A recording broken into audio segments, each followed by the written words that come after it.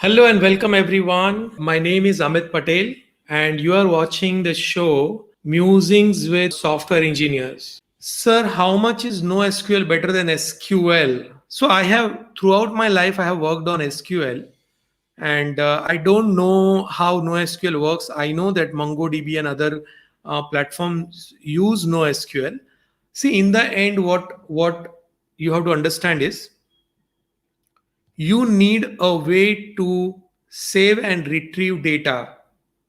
It does not matter whether you use SQL or no SQL. Okay. For some projects, SQL will be good. Relational database will be good.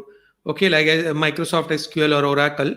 For some projects, no SQL will be good. Like for example, I think MongoDB is the no SQL database. Okay, it's more like a key value pairing kind of a database, but it will all depend on the type of the project that you are doing. So for each project, it will the architect and the senior technical people will decide, oh, we want to go with no SQL or we want to go with SQL, and based on that the project will be there. Both have equal standing. The whole point is, what do you need your database to do, and based on that you select which type of database you want based on the pros and cons. Okay.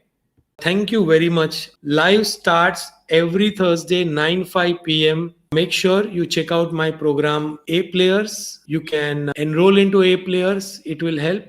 For experienced people, this is a must if you want to grow within your company. Next time, certainly, I will take up your questions. Thank you very much.